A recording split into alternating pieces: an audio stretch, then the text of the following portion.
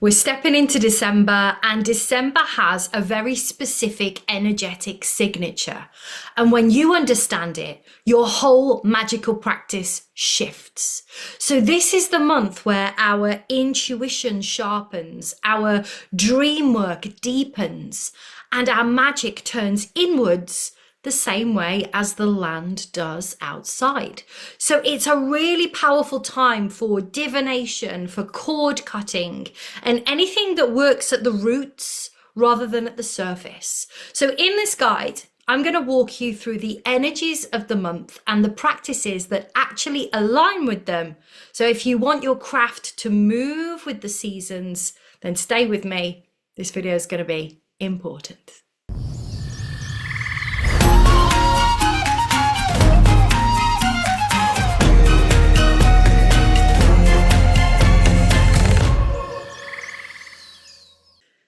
Hey wild ones, welcome to this week's video. And if I've not met you before, hello, I'm Emma Louise Dyson, earth medicine woman, shamanic witch, and the founder of Wild and Untamed. And every month I create these guides that really help you to live and also to practice in rhythm with the land and the seasons, and of course your own energy as well. So if that sounds like your kind of thing, make sure that you do like this video, make sure that you subscribe now, and you hit the notification bell so you don't miss on any of my upcoming videos.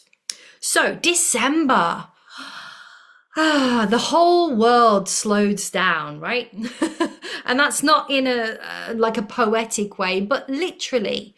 The land is conserving energy, the light is low, and our body mirrors that shift, whether we're conscious of it, whether we notice it or not.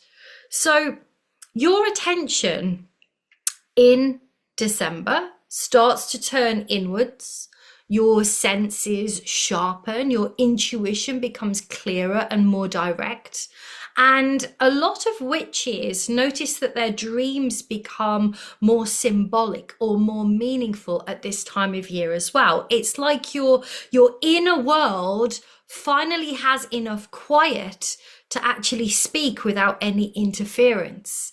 So you might feel yourself being pulled towards the core parts of your life, the habits that support you, the patterns that don't support you, the loose ends that you've been avoiding or that are on your endless to-do list, and the spaces that really need tending to before the cycle turns again. And many people feel this urge this time of year to clear out clutter, any old emotional weight, anything that isn't really serving us. So the magic that you do now in this month sinks in deeper because there's no like outward push. Does that make sense? Everything moves with a much kind of quieter current, and that makes our work far more precise. You know, in the summer, we've got loads of stuff going on externally, and, you know, the sun is shining and there's lots of things to do and there's lots of activities. But when we step into these winter months, we don't have all of this external distraction. And so things might start to come up for us that we've been holding inside that we haven't really addressed, because the season allows us to kind of sink into that. Yeah. So before we move on, let's have a look at what's happening astrologically this month, specifically with the moons, because it fits this kind of energy that I'm talking about perfectly.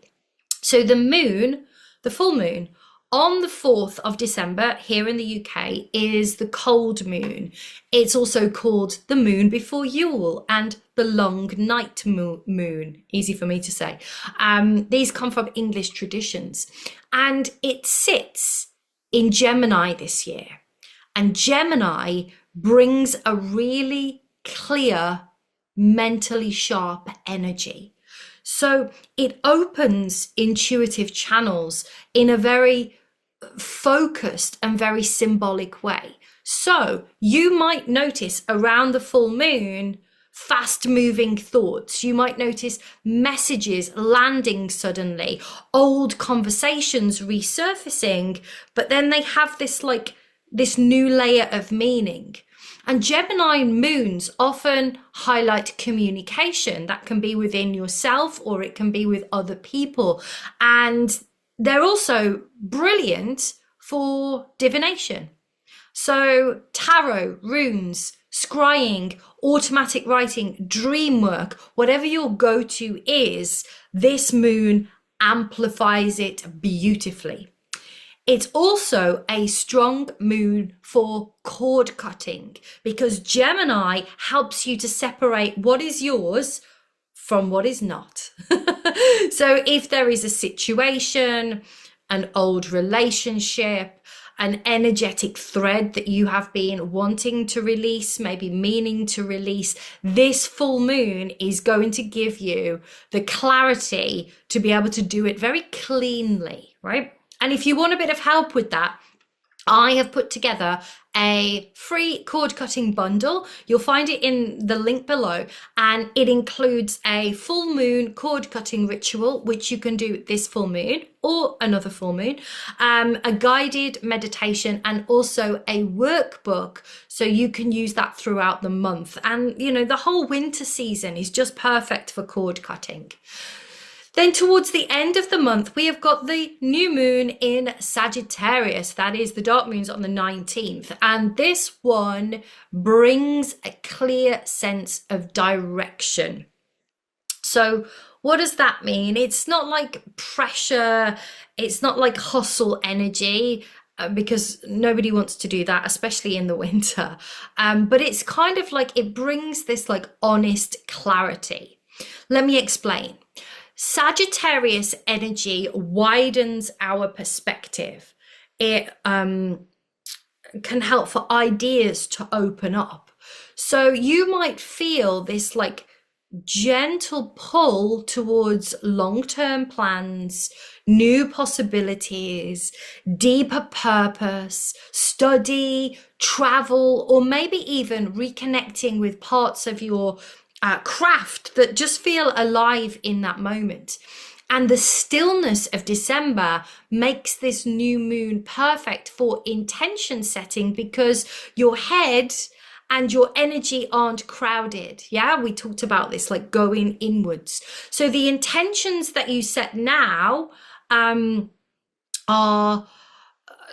would tend to be very straightforward, very grounded, very honest.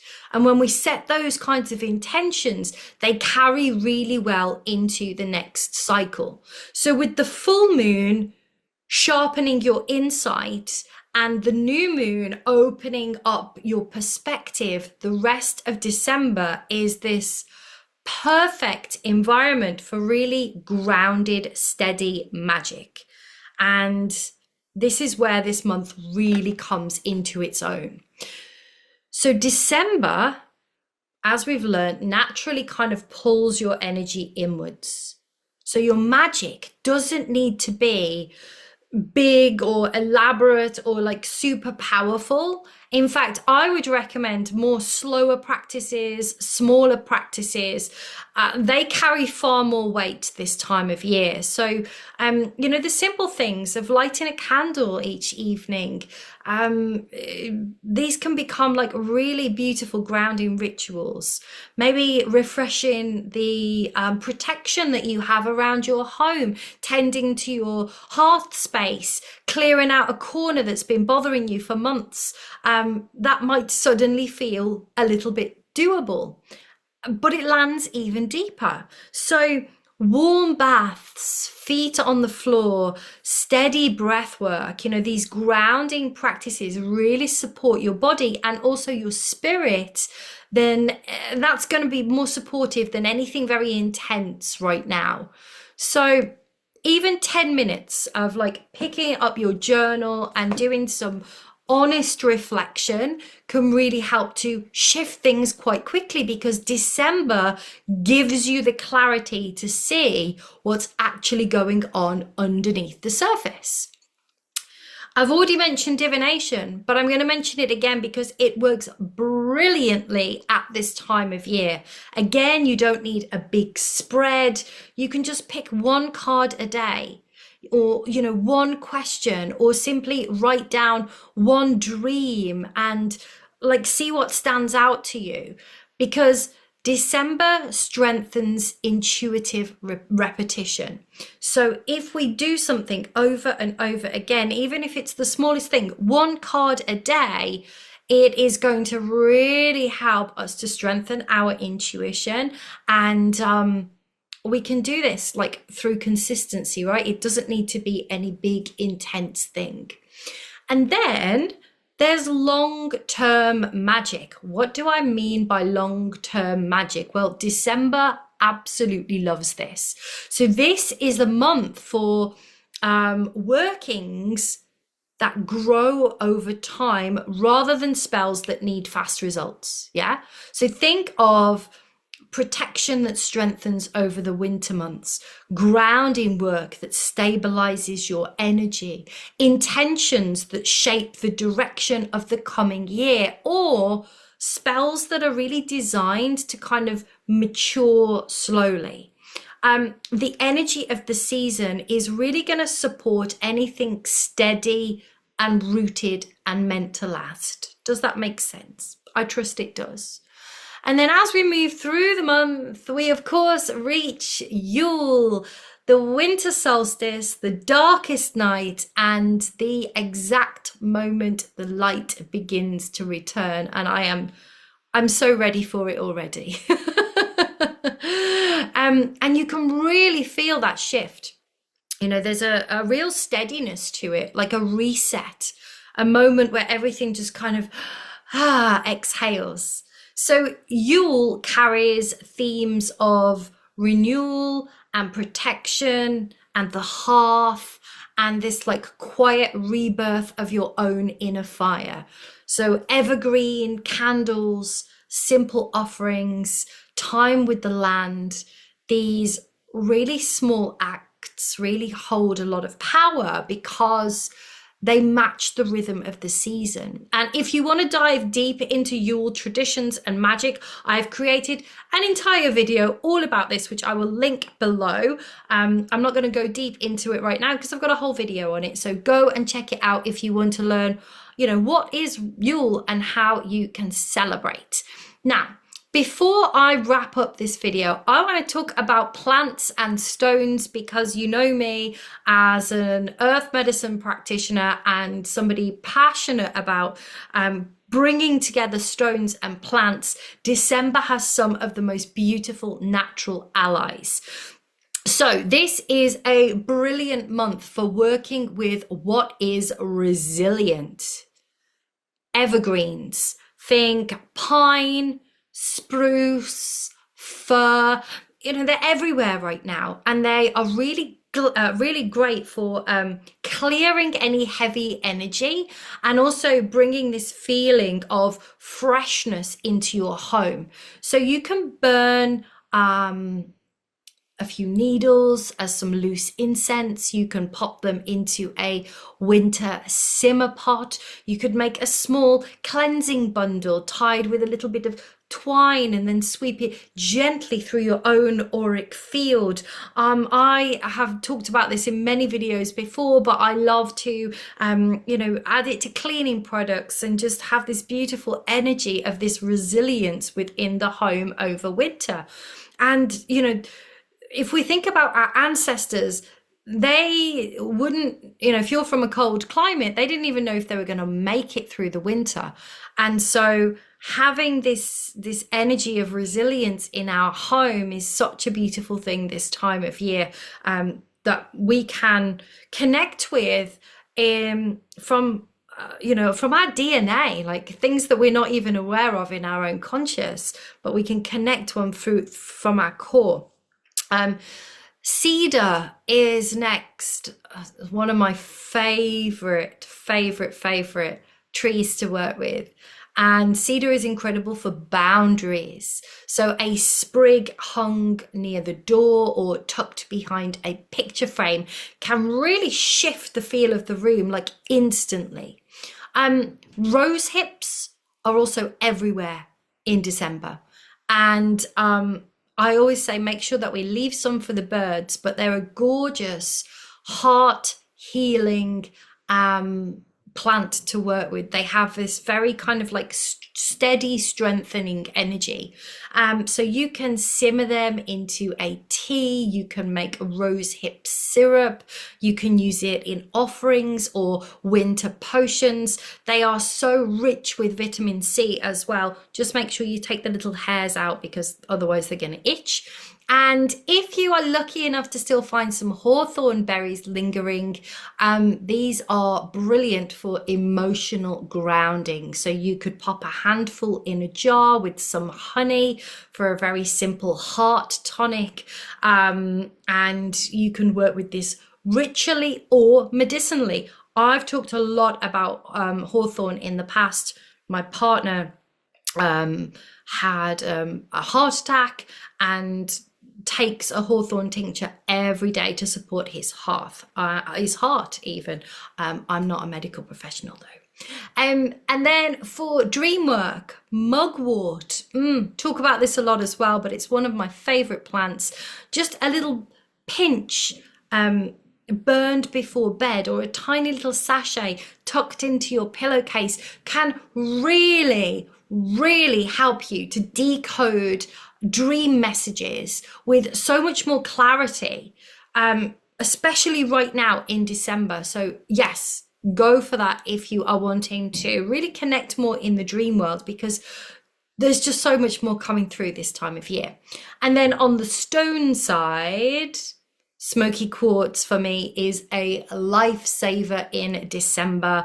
Hold it for a few minutes in the morning to just center yourself. Keep it by your bedside table for like steady, calm energy throughout the night. If I am in my head, I place a big piece of smoky quartz that I've got, this piece actually, and I pop this on the floor and I put my feet on it, and it just helps me to ground and get out of my head. Next up, black tourmaline. Perfect if you are feeling drained by other people's energies, right? Those energy vampires, those fun sponges. Or if you're picking up too much from the collective mood. Now, let's not forget, there's a lot of stuff going on in the world right now, and it is so easy for us as intuitive souls to be able to really pick up on the collective energy as well. So black tourmaline can really help with that. It's great near your front door. It is great on your desk or anywhere where there's a lot of energetic traffic. I always have black tourmaline on my desk. Just so important. Such a beautiful, incredibly powerful gemstone. And then we have garnet. It's one of my favorite December stones. I know it's January's birthstone, but I love it in December as well because it carries the deep winter fire, the ember of energy. Now I've got some over there, but I'd have to rummage, so I'm not going to do that now. But if you have some garnet, you can keep it in your pocket, you can wear it, you can hold it during intention setting if you really want to anchor long-term magic. And just remember, like, just choose one or two of these allies and stick with them for the month. You don't have to have all the tools, you don't have to have everything. Use what you have, work with what you have, and just, you know, keep going, because December responds beautifully to consistency.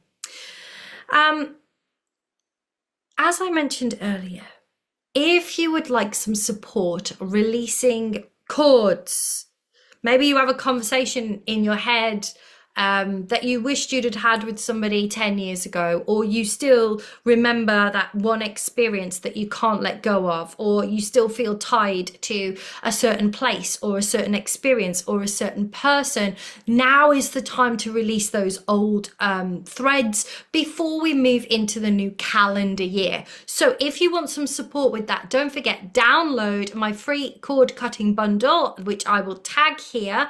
It includes a guided meditation, a full moon ritual, and a workbook that you can use throughout the month. And if this video was helpful, make sure you do hit subscribe, turn the notification bell on so you don't miss any of my upcoming videos, and maybe share it with another witchy friend as well. Excuse me. And before we go, let me know in the comments, which one thing are you really feeling called to work with in December? Like, what are you feeling called to bring into your magical practice in December? I would absolutely love to hear from you. In the meantime, I'll see you in the next video. Check out the others that I've linked as well, and stay cool, won't you?